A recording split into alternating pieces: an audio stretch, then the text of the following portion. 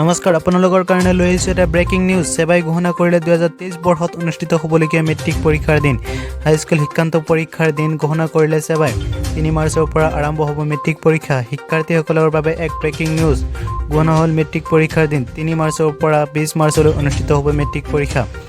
24 আৰু 25 মাৰ্চত অনুষ্ঠিত হ'ব ব্যৱহাৰিক পৰীক্ষা চাৰিটা বিষয়ত নতুন পদ্ধতিত অনুষ্ঠিত হ'ব মেট্ৰিক পৰীক্ষা এইবাৰ নতুন শিক্ষানীতিৰ আধাৰত অনুষ্ঠিত হ'ব মেট্ৰিক পৰীক্ষা চাৰিটা বিষয়ত থাকিব অবজেক্টিভ কুৱেশ্যন 1 নম্বৰৰ পৰীক্ষাত 45 নম্বৰ অবজেক্টিভ প্ৰশ্ন থাকিব সমাজ বিজ্ঞানতো থাকিব 50% 1 নম্বৰ প্ৰশ্ন ইংৰাজী বিজ্ঞান গণিতত থাকিব 50% 1 নম্বৰ প্ৰশ্ন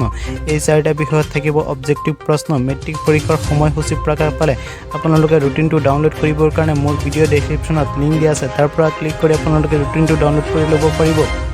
3 মাৰ্চৰ পুৱা 9 বজাত ইংৰাজী বিষয়ৰ পৰীক্ষা থাকিব আৰু 4 মাৰ্চৰ পুৱা 9 বজাত ফাইন আৰ্ট আৰু গাৰ্মেণ্ট ডিজাইনৰ পৰীক্ষা থাকিব 6 মাৰ্চৰ পুৱা 9 বজাত সাধাৰণ গণিতৰ পৰীক্ষা থাকিব আৰু 9 মাৰ্চৰ পুৱা 9 বজাত সমাজ বিজ্ঞানৰ পৰীক্ষা থাকিব আৰু 10 মাৰ্চৰ পুৱা 9 বজাত মণিপুৰী সান্থালী পৰীক্ষা থাকিব আৰু 10 মাৰ্চৰ বিয়লি 1:30 সংগীত নৃত্য উৎক্ৰাফ্ট বেঙ্গালী এই পৰীক্ষাসমূহ থাকিব 13 মাৰ্চৰ পুৱা 9 বজাত সাধাৰণ বিজ্ঞানৰ পৰীক্ষা থাকিব 15 মাৰ্চৰ পুৱা 9 বজাত ঐচ্ছিক অসমীয়া আৰু 16 মাৰ্চৰ পুৱা 9 বজাত ঐচ্ছিক Hindi weaving and textile design 18 মাৰ্চৰ পুৱা 9 বজাত MIL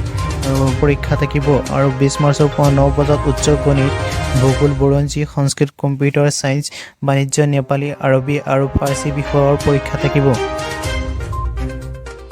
ছাত্ৰ-ছাত্ৰীসকলৰ ৰুটিনটো ডাউনলোড কৰিবৰ কাৰণে ভিডিঅ' ডেসক্ৰিপচনত ৰুটিনটোৰ PDF ফাইল দিয়া আছে তাৰ পৰা আপোনালোকে ক্লিক কৰি ৰুটিনটো আপোনালোকে PDF ফাইল আপোনালোকে ডাউনলোড কৰি ল'ব পাৰিব